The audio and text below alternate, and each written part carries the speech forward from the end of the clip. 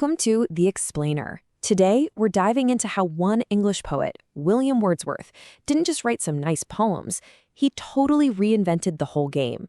And he did it by asking one simple, world-changing question.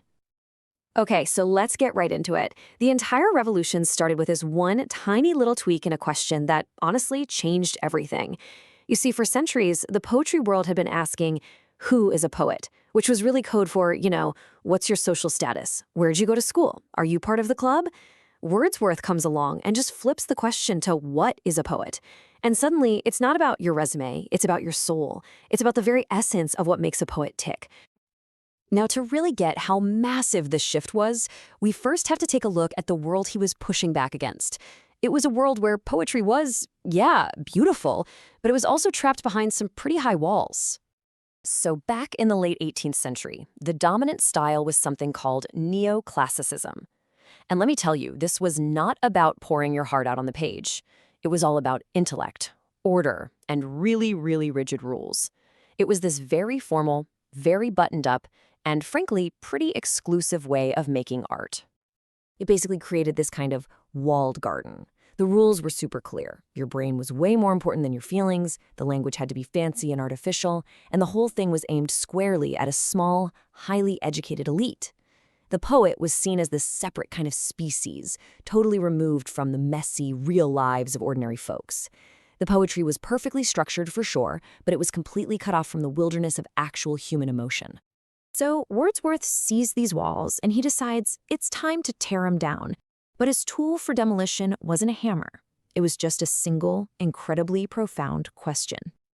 By just asking what instead of who, Wordsworth pulled off this incredible act of intellectual jujitsu. He totally refused to define a poet by their social standing or their fancy degree. Instead, he kicked off this search for the universal internal stuff that makes any person a poet. And this is the part that's so important. It was a deeply democratic move. He was basically arguing that poetic genius wasn't something you inherit or learn at Oxford.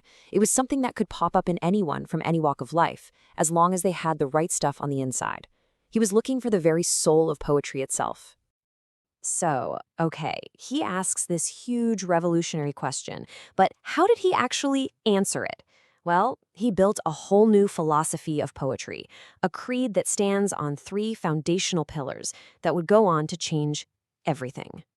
First things first, he went right for the basic building blocks of poetry, the words. He argued that the language of poetry had just gotten totally disconnected from real human beings, and it needed to come back down to earth. He just completely threw out the decorated, inaccessible, and kind of stuffy language of his time.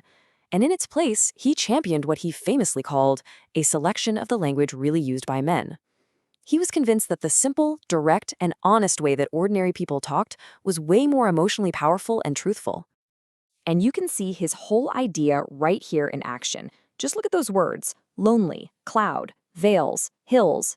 They're simple, they're direct, we all know what they mean. There's no fancy pants vocabulary here. He's creating this profound feeling, not with complicated words, but with the honest, everyday language he saw as the true heart of poetry. Okay, so he's redefined the language. Next up, Wordsworth turns his attention to the poet themselves. I mean, he did ask, what is a poet? And now he was ready with the answer. For Wordsworth, the poet wasn't some isolated genius talking down to everyone from an ivory tower. Nope. The poet was simply a man speaking to men, an empathetic communicator, one of us, whose job was to tap into those feelings and experiences we all share. Now, hold on. While the poet is one of us, Wordsworth did think they were a little different, but different in degree, not in kind. He believes the poet has a sort of supercharged soul. They have a more lively sensibility, so they feel things more deeply. They have more enthusiasm and tenderness, and a more comprehensive soul that lets them see and understand human nature with a little more clarity than the rest of us. All right, that brings us to the third and final pillar of his creed, and this gets to the very heart of it all. What is the poem itself?